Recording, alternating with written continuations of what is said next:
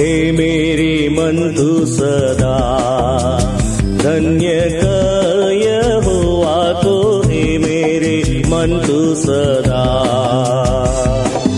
और जो कुछ मुझ में है उस पवित्र नाम को, और जो कुछ मुझ में है उस पवित्र नाम को, धन्य कर स्तुति नित्य करता रहे, हे मेरे मन तू सदा धन्य कर यहोवा को, हे मेरे मन तू सदा।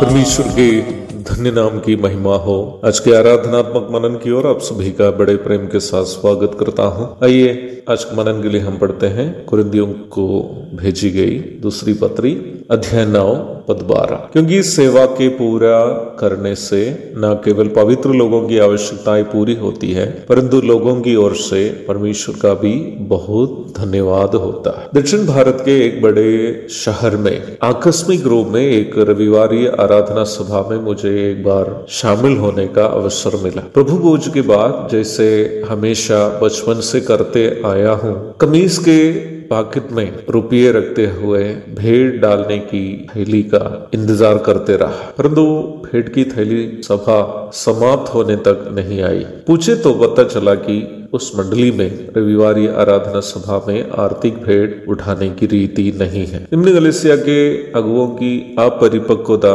मुझे काफी खेदित किया, तो भी मैंने सभा के बाद चुपचाप वहां से निकल गया। जिन कलीसियाओं में नियमित रूप में आर्थिक भेंट उठाई जाती है, वैसी कलीसियाओं में भी कई विश्वासियों की धारणा यह है कि आराधना सभा प्रभु भोज के साथ समाप्त हो जाती है और आर्थिक भेंट आराधना का हिस्सा नहीं है। ये दोनों धारणाएं वास्तव में वचन के अनुसार गलत है। मकिदुनिया की कलीसिया की तुलना में आर्थिक सहायता देने में उदारता में कम कुरिन्थ के विश्वासियों को अपनी पहली पत्री लिखते समय पौलुस उन्हें याद दिलाता है, अब उस चंदे के विषय में जो पवित्र लोगों के लिए किया जाता है, जैसी आज्ञा मैंने गलातिया की कलीसियाओं को दी, वैसा ही तुम भी करो। सप्ताह के पहले दिन तुम में से हर एक अपनी आमदनी के अनुसार कुछ अपने पास रख छोड़ा करे। पहला कुरिन्थी 16 की 1 और 2। मूल भाषा यूनानी के अनुसार इस पद का अर्थ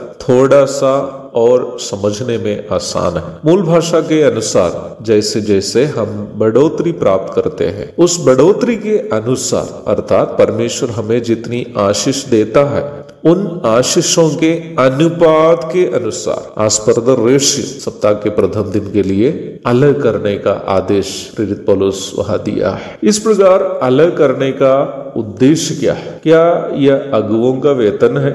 इस प्रकार इकट्ठे किए जाने वाले धन कहाँ और किसके लिए खर्च किया जाया?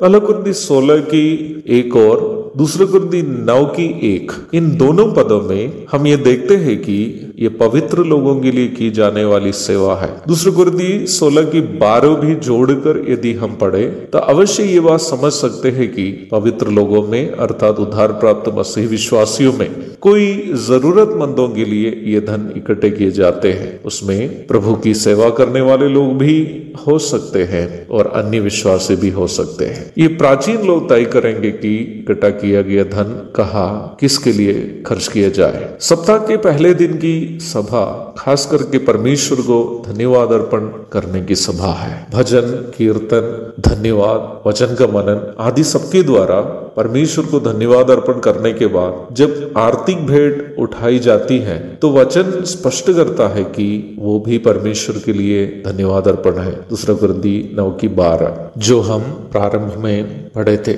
यदि आर्थिक भेंट भी परमेश्वर के लिए धन्यवाद अर्पण है तो निश्चित वो भी हमारी रविवारी आराधना सभा का हिस्सा है। जब हम इस हर्ष से करते हैं, इस सेवा को हर्ष से करते हैं, परमेश्वर हमारी भेंट में प्रसन्न होता है और वो हमसे प्रेम भी करता है। दूसरा कुरिन्थी 9 की 7 जब दूसरे कुरिन्थी 9वां अध्याय को समाप्त करता है, पौलुस परमेश्वर का उस महान दान को जो वर्णन से बाहर है अर्थात हमारे प्रभु यीशु मसीह को, जिसे पिता ने हमारा उद्धार के लिए दान स्वरूप हमें दिया है, याद करते हुए अध्याय को समाप्त करता है। यीशु मसीह नामक अवर्णनीय दान की याद जो भी विश्वासी के मन में है उनको ना केवल होठों से अर्पण करने वाली स्तुति रूपी बलिदान की भेंट बल्कि आर्थिक भेंट भी हर्ष से उदारता से अर्पण करने में कोई दिक्कत नहीं होगी। एक और शुभ दिन की धन्य कामनाओं के साथ आज का मनन में यह समाप्त करता हूँ। प्रभु आप सबको आशीष दे। एक ही बलिदान द्वारा